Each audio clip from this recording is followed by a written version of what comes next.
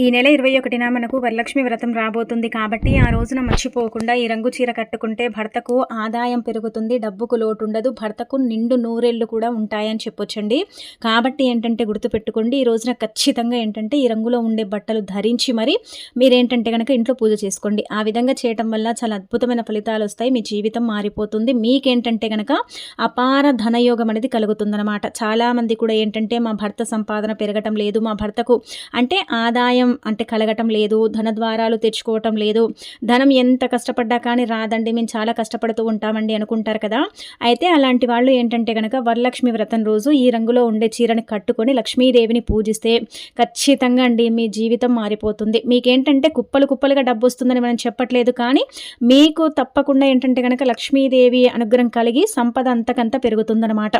అంతకంత ఏంటంటే కనుక మీకు మంచి కూడా జరుగుతుందని చెప్పొచ్చు. కాబట్టి ఈ రంగులో ఉండే చీర ఏంటంటే కనుక కట్టుకోండి.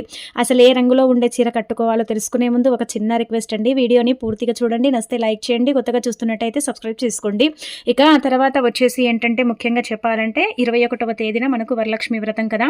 ప్రతి ఒక్కరు కూడా ఏంటంటే కనుక ఆ వరాల తల్లి అంటే వరాలను ప్రసాదించి ఆ వరమహాలక్ష్మిని ఏంటంటే కనుక పూజించడం జరుగుతుంది కదా.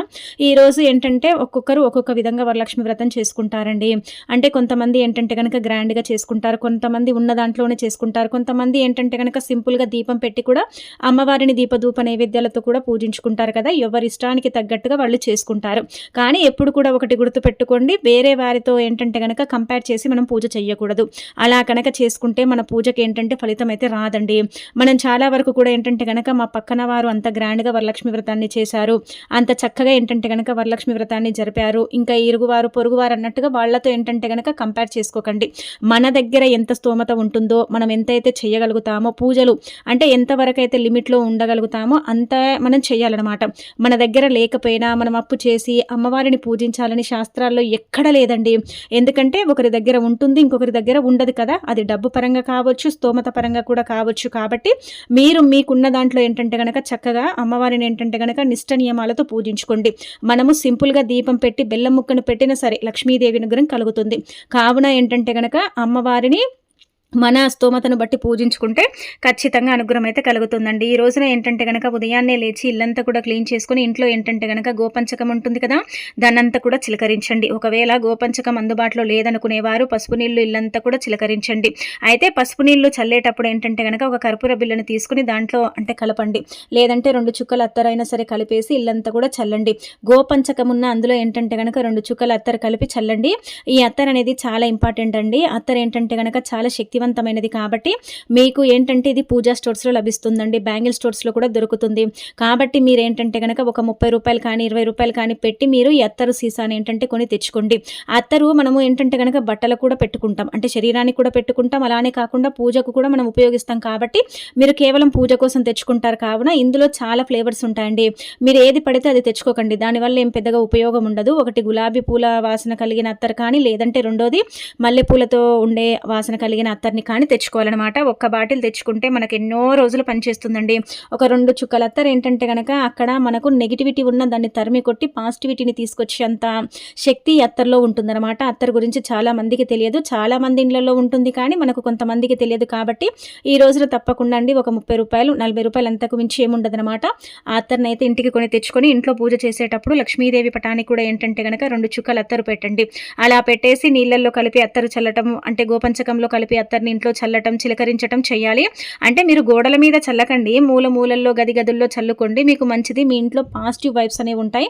అంటే మీ ఇంట్లో ఏంటంటే కనుక మీరు నమ్మరు చెప్తే కానీ మీ ఇల్లు మీకు అంతగా అనుకూలిస్తుంది అనమాట. అంత ప్రశాంతమైన లైఫ్ అనేది మీకు అక్కడ కనిపిస్తుంది. కాబట్టి గుర్తుపెట్టుకొని ఇలా అత్తర్ని ఏంటంటే కనుక ఇంట్లో చల్లుకోండి, మంచి ఫలితాలు అయితే వస్తాయన్నమాట. ఇక ఆ తర్వాత ఇంట్లో పూజ చేసుకోండి. అయితే స్త్రీలు ప్రత్యేకించి ఈరోజు ఏంటంటే కనుక స్నానం చేసే నీటిలో చిటికెడంత పసుపుని కలుపుకొని స్నానం చేయండి. వీలుంటే శరీరానికి పసుపుని పట్టించి స్నానం చేయండి. ఒకవేళ కుదరకపోతే కనీసం ఫేస్ కైనా సరే పసుపుని పట్టించి స్నానం చేయండి. ఇంకా స్నానం చేసిన తర్వాత ఏంటంటే కనుక మీరు ఇంట్లో పూజ చేసుకోండి. అంటే పూజ చేసే ముందు మనము కొన్ని నియమాలు తప్పక పాటించాలండి. ఒకటి వచ్చేసి ఏంటంటే కనుక పూజ చేసే ముందు మీరు ఇలా నైటీలు వేసుకొని పూజ చేయటం కానీ, తలను వీరబోసుకొని పూజ చేయటం కానీ, జుట్టు అంటే తలలో నుంచి మనకు జడలో నుంచి ఏంటంటే కనుక జుట్టులో నుంచి నీళ్లు కారటం, అంటే ఇలా టవల్ని చుట్టుకొని పూజలు చేయటం కానీ ఇలాంటివి అయితే చేయకండి.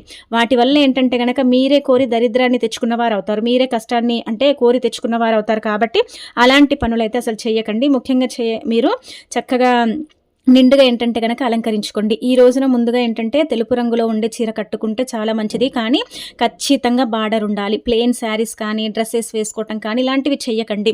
అమ్మవారు అంటే స్త్రీలను కూడా లక్ష్మీదేవి రూపంగా భావిస్తారు. ఏ ఇంట్లో అయితే స్త్రీలు అంటే గౌరవించబడతారో అక్కడ లక్ష్మీదేవి ఉంటుందని నమ్ముతూ ఉంటారు. కాబట్టి మీరేంటంటే గనక గుర్తుపెట్టుకొని ఇలా అమ్మవారి రూపంగా అలంకరణ చేసుకోండి. నిండుగా గాజులు వేసుకోవటం, జర వేసుకోవటం, పూలు పెట్టుకోవటం, అలానే కాకుండా ఏంటంటే గనక ఈ రంగులో ఉండే బట్టలు ధరించటం, ఇదంతా కూడా చేస్తే మీ ఇంట్లో ఏంటంటే కనుక లక్ష్మీదేవి ఆకర్షణ శక్తి పెరుగుతుంది. ఆ తల్లి అనుగ్రహం కలుగుతుంది. మీరు కోరుకుంది జరుగుతుంది. ధనం వస్తుంది, ఐశ్వర్యం కలుగుతుంది, భర్త సంపాదన పెరుగుతుంది, భర్తకు ఆయుష్ పెరుగుతుంది.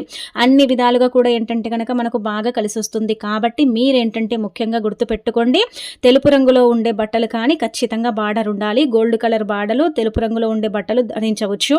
అలానే ఆరెంజ్ కలర్లో ఉండే బట్టలు కూడా ధరించవచ్చు. ఎల్లో కలర్లో ఉండే బట్టలు ధరించవచ్చు. రెడ్ కలరు, అలానే కాకుండా గ్రీన్ కలరు, ఈ 5 రంగులు అనమాట. ఒకటి తెలుపు, ఆరెంజ్, గ్రీన్, రెడ్, అలానే ఎల్లో కలర్. ఈ 5 రంగులో ఉండే కలర్లో ఉండే బట్టలు పట్టు వస్త్రాలు అయి ఉంటే చాలా మంచిది.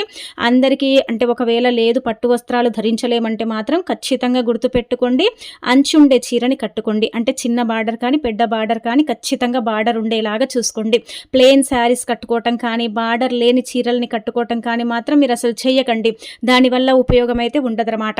అయితే ఈ రంగులో ఉండే చీరలు కట్టుకొని మీరేంటంటే గనక పూజ చేస్తే ఖచ్చితంగా భర్త సంపాదన అయితే 100% అంటే పెరుగుతుందన్నమాట. మీకు ఇంకా ఇందులో ఎలాంటి డౌట్లు తిరుగులు ఇంకా ఉండనే ఉండదండి. ఎలాంటి డౌట్లు పెట్టుకోకండి, ఎలాంటి తిరుగైతే ఉండదన్నమాట. మంచి జరుగుతుంది. మీ భర్త సంపాదన పెరగటంతో పాటు మీ భర్త ఆయుష్ కూడా పెరుగుతుందన్నమాట. అన్ని విధాలుగా కూడా మీకు బాగా కలిసి వస్తుంది. అయితే స్త్రీలు గంధం బొట్టు పెట్టుకోండి. అలానే కాకుండా కుంకుమ పసుపుతో బొట్టు పెట్టుకోండి, గంధం పెట్టుకోండి, కాళ్ళకు పసుపు రాసుకోండి. ఇదంతా కూడా చక్కగా ఏంటంటే కనుక మీరు కూడా నిండుగా అలంకరించుకోండి. సింపుల్గా ఏంటంటే కనుక జడ వేసుకొని పూలు పెట్టుకొని గంధం పెట్టుకొని పసుపు రాసుకొని కుంకుమతో బొట్టు పెట్టి మనము అంటే గాజులు ధరించుకొని అమ్మవారిని పూజిస్తే చాలా మంచిది. పాపెట్లో బొట్టు కూడా పెట్టుకోండి. ఇంకా తర్వాత ఏంటంటే కనుక మీకు అలంకరించుకోవాలనిపిస్తే మీరు నిండుగా నగలతో ఏంటంటే కనుక అలంకరించుకోండి. ఇంకా అలా అలంకరించుకొని అమ్మవారిని ఏంటంటే దీపధూప నైవేద్యాలతో పూజ చేయండి. ఇంటిని కూడా మనం ఏంటంటే కనుక చక్కగా డెకరేట్ అంటే చేసుకుంటాం. అలానే కాకుండా ఇంటిని కూడా అలంకరించుకొని పూజలు చేస్తాం. కాబట్టి ఈరోజు ఖచ్చితంగా లక్ష్మీదేవి అనుగ్రహం కలుగుతుందండి. సంవత్సరం అంతా కూడా తిరుగుండదనమాట. సంవత్సరం అంతా కూడా మనకి ఏంటంటే కనుక మంచి ఫలితాలు వస్తాయని పురాణ గ్రంథాల్లో చెప్పబడుతుంది. కాబట్టి ఈ విధంగా ఏంటంటే ఇంట్లో పూజ చేసుకొని ఫలితం అనేది పొందండి. ఆ తర్వాత వచ్చేసి ఇలా పూజ చేసిన తర్వాత ఇంట్లో గుర్తు పెట్టుకొని చిన్న చిన్న పనులు మాత్రం చేయకండి. ఈ రోజున అమ్మవారిని ఏంటంటే కనుక దీపధూప నైవేద్యాలతో పూజ చేసుకోండి. అమ్మవారికి మనం ఏం చేసినా చేయకపోయినా పాలతో చేసిన నైవేద్యం అంటే పాయసం, సేమియా పాయసం కానీ ఇలాంటివి తప్పకుండా పెట్టాలి. గారెలు, పులిహోర, అలానే కాకుండా మనం ఏంటంటే శనగలు ఇవన్నీ కూడా పెడతాం. కాకపోతే ఏంటంటే కనుక పాలతో కూడిన నైవేద్యం పెడితే మంచిది. ఆ తల్లి పాల కడలి నుంచి కదండి ఉద్భవించింది. కాబట్టి మనకు కావలసినంత ఐశ్వర్యాన్ని ఇవ్వాలన్నా, మనకు కావలసినంత అభివృద్ధిని ఇవ్వాలన్నా ఖచ్చితంగా పాలతో కూడిన నైవేద్యం పెట్టాలని పురాణాలలో చెప్పబడుతుంది. కాబట్టి ఇలా పెట్టండి. ఇంకా తర్వాత ఇలా నిష్ట నియమాలతో పూజించుకోండి. అమ్మవారికి సమర్పించిన అంటే అన్ని కూడా అంటే గాజులు, చిట్టి ముత్యాలు, అలానే కాకుండా లక్ష్మీదేవికి సమర్పించిన A to Z ఐటమ్స్ అన్ని మనం పెట్టి పూజించుకుంటే ఇంకా మంచిదన్నమాట. అనంతరం వచ్చేసి ఇలా పూజించుకునేటప్పుడు ఒక 5 యాలకులు తీసుకోండి, లేదంటే 21 యాలకులు తీసుకోండి. ఈ రోజు వరలక్ష్మి వ్రతం కదా, 21 యాలకులను తీసుకొని దాన్ని ఏంటంటే కనుక ఒక మాల తయారు చేయండి. ఆ మాలను తయారు చేసి అది లక్ష్మీదేవికి సమర్పించి ఆ తర్వాత దీపధూప నైవేద్యాలతో పూజించి ఆ రోజంతా కూడా అమ్మవారి మెడలో ఉంచండి, లేదంటే అమ్మవారి పాదాల చెంత పటం ముందు పెట్టండి. అలా పెట్టిన తర్వాత దాన్ని మరుసటి రోజు శనివారం తీసి దాన్ని ఏంటంటే కనుక బీర్వాలో భద్రపరచండి. బీర్వాలో పెడితే ఏంటంటే ధనానికి లోటు ఉండదండి. బీర్వాలో ఎప్పుడు కూడా డబ్బు ఉంటుంది. ధన సమస్య ఏదైతే ఉంటుందో అది తొలగిపోతుంది. అన్ని విధాలుగా కూడా మనకు బాగా కలిసి వస్తుందని శాస్త్రాల్లో చెప్పబడుతుంది. కాబట్టి ఇలా యాలకులతో ఏంటంటే కనుక పూజ చేసుకోండి. యాలకులు లక్ష్మీదేవి అంటే రూపంగా భావిస్తారు. యాలకులకు అతీత శక్తి ఉంటుంది. అవి ధనాన్ని ఆకర్షిస్తాయి. 4 దిక్కుల నుంచి కూడా డబ్బు వచ్చేలాగా చేస్తాయి. ధన ద్వారాలను తెరిపిస్తాయి. ధనం ఏంటంటే కనుక లేని చోట పుట్టించడానికి కూడా యాలకుల పరిహారం అయితే మనకు పనిచేస్తుంది. యాలకుల పరిహారం ఏంటంటే మనకు ఉపయోగపడుతుంది. కాబట్టి 21 అంటే యాలకులతో మాల కట్టి అమ్మవారికి సమర్పించి ఆ తర్వాత బీరువాలో దాచుకుంటే సంవత్సరం పొడుగునా కూడా మనకి ఎలాంటి ఇబ్బంది ఉండదు. మనం పెట్టిన డబ్బు, బంగారం అంటే బీరువాలో అలాగే ఉంటుందన్నమాట. బీరువా ఎప్పుడు నోట్ల కట్టలతో నిండిపోయి ఉంటుంది. అంటే మనం పెట్టినంతే ఉంటుంది. అంతకు మించి డబ్బేమి ఉండదనమాట. వృధా ఖర్చులు తగ్గుతాయి. చాలా అద్భుతమైన ఫలితాలనైతే మనం చూడగలుగుతాం కాబట్టి యాలకుల పరిహారం కూడా చేసుకోండి. అనంతరం వచ్చేసి ఈరోజు ముఖ్యంగా ఒకటి గుర్తుపెట్టుకోండి, గ్రే కలరు. అంటే ఇలా వచ్చేసి గ్రే కలరు, బ్లూ కలరు, అలానే వచ్చేసి ఏంటంటే గనక కొంచెం చెప్పాలంటే మబ్బు మబ్బు కలర్‌లో బట్టలుంటాయి కదా! అలాంటివైతే అసలు ధరించకండి. అలాంటివి ధరించటం వల్ల ఏంటంటే గనక లక్ష్మీదేవి ఆగ్రహానికి గురవుతాం. ఈరోజు స్త్రీలు ఇంట్లో ఏంటంటే గనక కంటతడి పెట్టడం కానీ, ఏడవటం కానీ, పిల్లల్ని కొట్టడం కానీ, మూగజీవాల్ని హింసించటం కానీ, భర్తని కించపరిచే మాటలు అనటం కానీ, గొడవలు పడటం కానీ ఇలాంటివి చెయ్యకండి. చక్కగా 2 పూటలు కూడా ఉదయం సాయంత్రం దీపం పెట్టండి, అమ్మవారిని పూజించండి. నిష్ట నియమాలతో లక్ష్మీదేవిని పూజిస్తే చాలండి, మీ జీవితం అనేది మారిపోతుంది. కాబట్టి ఇలాంటి చిన్న చిన్న నియమాలు పాటించండి. ఖచ్చితంగా కాళ్లకు పసుపు రాసుకోండి. అలానే కాకుండా ఏంటంటే గనక ఇంటికి వచ్చిన ప్రతి ముత్తైదు కూడా, అంటే మీరందరికీ కూడా తాంబూలం ఇయ్యకపోయినా కనీసం ఒక 5 మందికి తాంబూలం అనేది ఇవ్వండి. వాళ్ళని ఏంటంటే లక్ష్మీ రూపాలుగా భావించి, వాళ్ళని వరమహాలక్ష్మిగా భావించి తాంబూలం ఇవ్వండి. ఇలా చేసినా కానీ మీకైతే మంచి ఫలితాలు వస్తాయి. కాబట్టి ఇలాంటి చిన్న చిన్న నియమాలు పాటించండి. ఈ రోజు ఏంటంటే కనుక ఆవు కూడా ఆహారం తినిపించండి. ఆ విధంగా కూడా మీకు లక్ష్మీదేవి అనుగ్రహం కలుగుతుంది, సంపద పెరుగుతుంది, అన్ని విధాలుగా కూడా బాగా కలిసి వస్తుంది. కూర్చొని తిన్న తరగని ఆస్తి మీ వెంటే ఉంటుంది. కాబట్టి తప్పనిసరిగా ఆవుకు ఆహారం పెట్టండి. ఆవుకి ఈరోజు తోటకూర, పాలకూర, పచ్చగడ్డి, అలానే కాకుండా ఏంటంటే గనక బెల్లంతో కూడిన ఆహారం కూడా పెట్టవచ్చు. అలానే కీర, టమాటాలు, క్యారెట్, బీట్రూట్ కూడా పెట్టవచ్చు. ఇవన్నీ కూడా ఏంటంటే గనక సంపదను పెంచటానికి, సంపాదనను ఏంటంటే గనక తరగకుండా ఉంచటానికి, మన జీవితంలో ఉండే కొన్ని రకాల ఇబ్బందులు, సమస్యలు పోవటానికి, మనం కోరుకుంది ప్రతిదీ కూడా జరగటానికి ఉపయోగపడుతుందండి. అలానే 33 కోట్ల మంది దేవతల యొక్క అనుగ్రహం కూడా కలుగుతుంది. ఆవులో సమస్త దేవతలు కొలువు తీరుతారు. కాబట్టి ఆవుకి ఇలా ఆహారం పెట్టడం వల్ల ఆవు యొక్క అనుగ్రహం అనేది మనకు కలుగుతుంది. 33 కోట్ల దేవతల యొక్క అనుగ్రహం కలిగి మన జీవితం మారుతుంది. ఈ రోజు ఆవు పాదాలను తాకితే సమస్త దేవతల యొక్క పాదాలను మనం తాకినట్టే. ఆవు నుదుటి భాగాన తాకితే ధన ద్వారాలు తెరుచుకుంటాయి కుడి చేతితో. అలానే ఏంటంటే గనక తోక భాగాన తాకితే మనం తెలిసి తెలియక చేసిన పాపాల తప్పులన్నీ కూడా పోతాయి. పొట్ట భాగాన తాకితే ఏంటంటే గనక మనము ఎప్పుడు కూడా హ్యాపీగా ఉంటాము. లైఫ్లో ఎలాంటి ఇబ్బందులు అనేవి లేకుండా ముందుకు వెళ్ళటానికి కూడా అవకాశం ఉంటుంది. కాబట్టి ఇలా ఒక్కొక్క భాగంలో ఒక్కొక్క దేవతామూర్తి కొలువు తీరుతారు. కాబట్టి ఒక్కొక్క భాగంలో తాకటం వల్ల మనకు మంచి ఫలితాలు వస్తాయి. అలానే కాకుండా మంచి కూడా జరుగుతుంది. ముఖ్యంగా మీ జీవితంలో వివాహానికి సంబంధించి చిక్కులు, చిరాకులు, ఇబ్బందులు, ఎన్ని సంబంధాలు చూసినా కానీ అస్సలు కూడా మాకు జరగట్లేదు, మ్యాచెస్ అసలు సెట్ అవ్వట్లేదు, చేసినా కానీ అవేంటంటే కనుక మధ్యలోనే స్టక్ అయిపోతున్నాయి, ఆగిపోతున్నాయి, సంబంధాలు రాక మేము ఇబ్బంది పడిపోతున్నాం, చాలా ప్రెషర్లో, టెన్షన్లో ఉన్నామనుకుంటారు కదా. అలాంటి వాళ్ళు శనగలు, అలానే కాకుండా బెల్లాన్ని కలిపి ముద్దలాగా చేసి ఆవుకు పెడితే వివాహ ప్రయత్నాలు చేసే వాళ్ళకి ఏంటంటే కనుక ఆ ప్రయత్నాలు ఫలించి వాళ్లకు 100% వివాహం జరుగుతుంది. కావాలంటే మీరు చేసుకోండి, అబ్జర్వ్ చేసి మీరు చూడండి.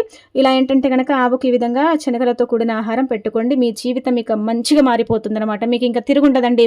మీరు అసలు షాక్ అయిపోతారనమాట. అంత మంచి ఫలితం అయితే వస్తుందండి. ఇది ఖచ్చితంగా ఏంటంటే కనుక పాటించుకోండి.